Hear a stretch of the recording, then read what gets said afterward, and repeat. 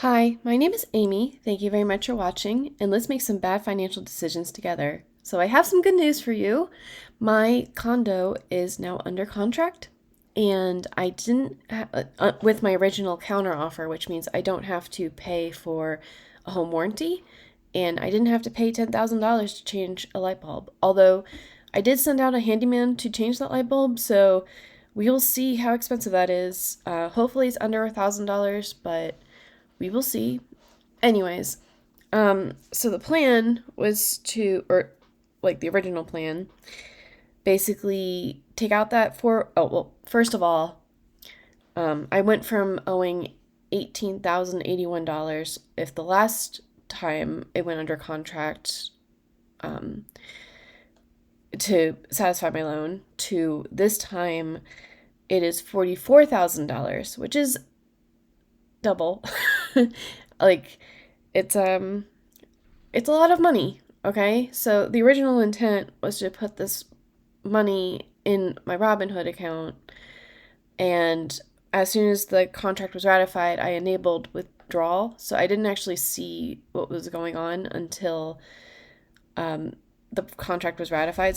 But the original intention was I used the margin withdrawal to take out a personal loan against my account, and I still have, the $23,000 earning money. So basically, I can spend my money and put it in the stock market too. But I found the screen, and so I did sell or buy back the contracts I had on Misty and Ulti, and I do have two contracts still out. So my margin total should be around $25,000. But this is still showing that the available margin that I have to take out is $14,000, and that will leave me with a gap in how much money I have. So, I think alternatively, I'm just going to take out half of my IRA. I will have it in my savings account or my checking account. I will just use that $50,000, however much it winds up being, to close. We'll close.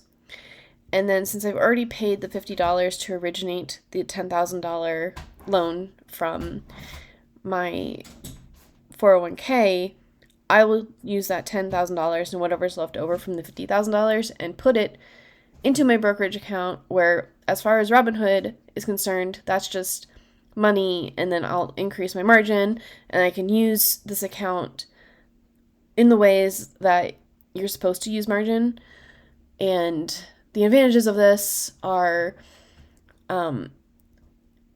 if I had just, trying to squeeze every last penny out of this margin, then I would have a really, really large margin withdrawal amount. And so in the first few months, I'd be in danger of having a margin withdrawal, which is also stressful. And then I have to pay the interest of the loan. And so if I just take out the 401k withdrawal, or not the 401k, the IRA withdrawal is a one-time 10% penalty.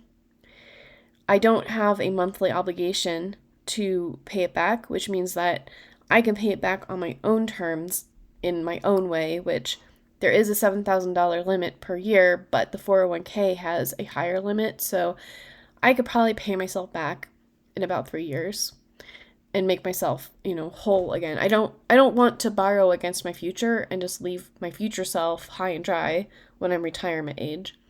But in this way, I'm less stressed.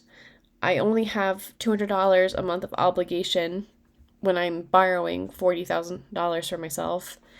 And, I can, by the end of 2025, if absolutely nothing goes wrong and I don't have to use any of this extra income that I have that's now freed up from the mortgage for my condo, I should be making about $7,000 a month in distributions.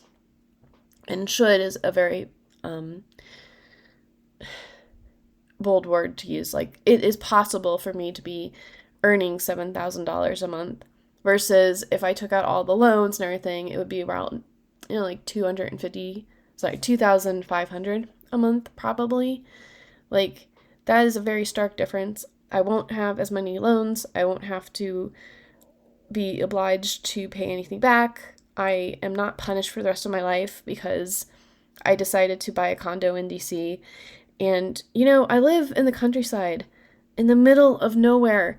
The idea, well, first of all, I was laid off, so I had a choice, but like, that was what the catalyst was. But, when you have expenses as low as mine and an income, I mean, it's not like abnormally large, but like a high income, I want to retire early. I want to be able to tell my work to, go right off into the sunset and as quickly as possible. Like, I don't mind working, I just don't want to be obligated to work. So I think borrowing from my future, paying a one-time penalty, having the freedom to either pay myself back or not, and, just having more monthly distributions earlier is only going to help me in my journey to financial independence. And you know what? It also passed the sleep test. Like, I was not able to sleep Saturday night when I was like, right, like, this has got up. It was $13,000, and I was like, oh my God, how am I going to raise this margin available for withdrawable cash? Like, there's no way I can come up with even more money. And like, the reason why I'm not doing personal loans is because I pursued the short sale, and in June when I looked, the only one I was approved for was a 30% APR. And I don't want to, I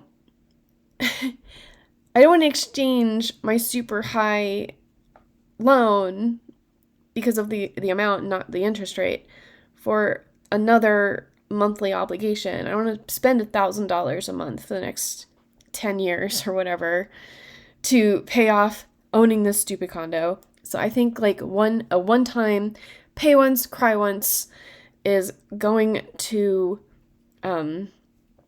be the best bet for me. And also that means I don't have to overcomplicate it or overthink it or be over-risked. So I am going to continue to sell some of my riskier things in my portfolio and try to get myself to zero margin used and get rid of the contracts, my last puts, and just hold tight until October 16th when my when my closing is supposed to be. And if they can't pull through, then I guess I have an extra $60,000 to put into my brokerage account, and then we'll just really balloon my distributions for now. Anyways, I will talk to you all later, and I really do need to get to work, so like and subscribe, and bye.